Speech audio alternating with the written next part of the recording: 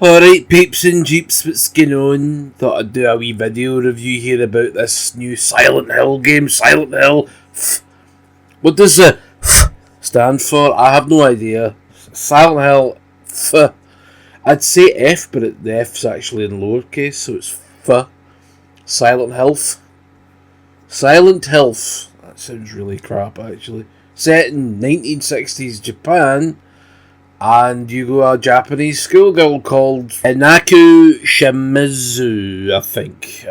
My pronunciation might be a little bit squiffy there, but I'm sure you can forgive me for that. Well, I hope so. If not, up you. I saw 1960s. It's all about trauma and feminism. Apparently, I didn't really fucking. I'm just wanting the scares and the action. Okay, I just want to get a wee scare, a wee every now and again, and then bash in skulls with things. If I can do that, I'm usually quite satisfied. So the story, I don't really pay attention to it all that much. They really give a fart in a gale. So as far as I'm aware, this really has got nothing to do with the mainline Silent Hill games. You're not in Silent Hill, you are in a Japanese town. Rather than the rot that you see in the original games, it's flowers, it's red roses, which is quite a nice visual aid thing, but I'm like, I want the rot of Silent Hill. It is a spin-off, and I don't really know where they're going with it, I'm afraid. Apparently there's a connection, a very loose connection with a flower they took in the original game in this, but other than that, it's really just a horror game sporting the Silent Hill moniker. Has nothing really to do with it. Kinda disappointing.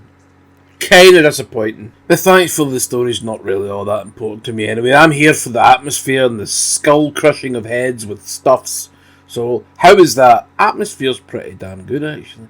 You get to explore this wee town and you'll come across these really creepy monsters. Some of them are like marionettes and some of them are like scarecrows and they're just freaky looking, and they do fit the Silent Hill vibe quite nicely. Weapons, you get all sorts of weapons, clubs, baseball bats, knives. Only problem is the weapons have durability meters. You can get tool repair kits, but they are few and far between. You can carry up to 3 weapons, and if you don't have a weapon, you can't attack, so you have to run, which I find quite annoying. You can't even push. I wish they'd have like some sort of defensive option when you don't have a weapon. It's like a push or a nudge out of the way. No. Plus you've got a Dark Souls style fucking stamina meter, which I don't like. So it's really just shaping up to be a bit of a frustrating slog, which unfortunately I think it kind of is. I kind of like this game and I kind of really don't like it. I don't think it's anything special. I think it's okay. The other world is not very interesting. It's just a lot of dark passages in what looks like a Japanese temple with some candles. The enemies are not bad there. You don't have any weapon durability in the other world, so just go nuts. Kill what you like. Just be aware that the combat's quite Dark Soulsy, isn't it? And I hate to use that comparison all the time, but it is. Stamina, weapon durability. You need to be quick, you need to watch. There's like a dodge function. If you perfect dodge, you'll slow them down and you can do like a really powerful attack. And I recommend trying to learn that. It's very, very handy. Very handy. Boss fights are pretty fun. Actually, I didn't find them too offensive. The bosses look cool.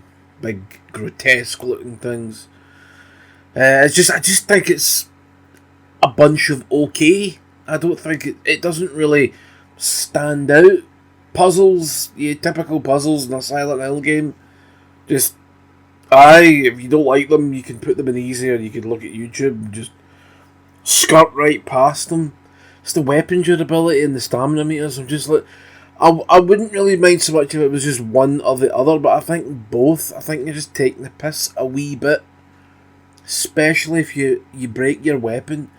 You've got no way of attacking, or you just need to run, and I don't find that fun. There is a new Game Plus mode where you get like a weapon that regenerates when you sheath the fucking thing, but I don't know, I was hoping for something more varied, and I think that's the problem. I think the combat once you've seen it for like an hour, that's it. It's just, and I'm like, really? It's because there's no guns in the game because it's set in the fucking 60s. Not even a crossbow.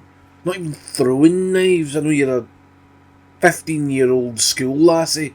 And I'm just, nah. Yeah, could have been a bit better, but I don't think it's terrible. I think it's probably, if you're a big horror fan, more so than anything else, give it a wee look.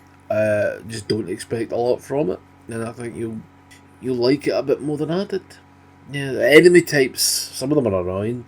There's like a liquor type one that just jumps at you, and it's just, all my attacks are slow as fuck, and this thing's fast as shite, and I'm just, nah, I didn't like that one too much. And then you get the spitter enemy, you just get all your normal sort of trope enemies. Fast, slow, spitting, juggernaut, some come back, some don't.